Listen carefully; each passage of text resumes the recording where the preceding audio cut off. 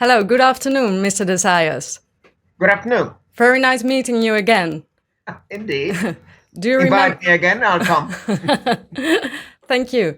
Do you remember the 9th of November from last year that you came to The Hague? And there was this discussion about the Catalan case? Very much so. Well, indeed. I mean, Article 2 of the Treaty of Lisbon obliges the European Parliament, the European Commission, everybody to observe rule of law, democracy, and human rights. And Brussels is in the best way to undermine all of it, to betray its own principles, and to apply international law a la carte. And the situation now with the trial of politicians who were elected on a platform that provided for and committed them to carry out a referendum. Referendum carried out peacefully. Politicians who are democratic and only use peaceful means to achieve their ends. To call these people criminals, to try them for sedition, to try them for rebellion in Europe after the European Convention on Human Rights and Fundamental Freedoms is such a massive violation that you would think they wouldn't have the chutzpah to try, but they do.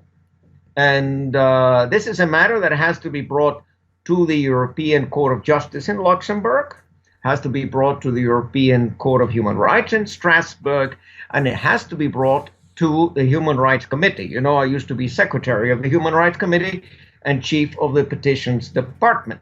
Now, here we find violations of Articles 1 and 7 and 9 and 10 and 12, 14 and 17, 19, 21, 22, 25 of the Covenant on Civil and Political Rights, not to forget Article 27, which is the article on the rights of minorities, and Article 26, which prohibits the discrimination that the Madrid government has been committing on the people of Catalonia. So you have a whole host of obvious violations that should be investigated, and they're not being investigated. Yes, that's what we think too, but we also think that there should be a political dialogue and pressure from the European member states on Spain to say, well, this is not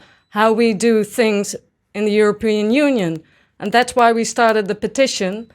And the petition, which I have signed, which is, and I can, anyone who is listening, please sign the petition. It is important. But going back to the concept of dialogue and negotiation and mediation, I'm a Swiss citizen, and Switzerland tried mediation with Spain at the time of Mariano Rajoy, and Spain didn't want it. I mean, Spain just simply wants to do it by brute force. Yes. And that is the way they've been doing it, and by intimidation. Because if you end up spending 16 months in jail, away from your families and kids, it certainly puts a damper on your enthusiasm for self-determination and referenda, etc. You feel yourself betrayed, although clearly Article 1 of the Covenant on Civil and Political Rights, Article 1 of the Covenant on Economic, Social, and Cultural Rights imposes a proactive obligation on states to promote self-determination. And Article 1, paragraph 1 is very clear, says all peoples have the right of self-determination. The Catalans are a people. It doesn't say certain peoples have this right, others don't have it. It doesn't say only the former colonies have this right, but of course peoples within an established European state do not have that right. That's not the case. And Spain doesn't have a declarative, interpretative pronouncement at the time of ratifying the Covenant on Civil and Political Rights. It doesn't have a reservation. So has no leg to stand on.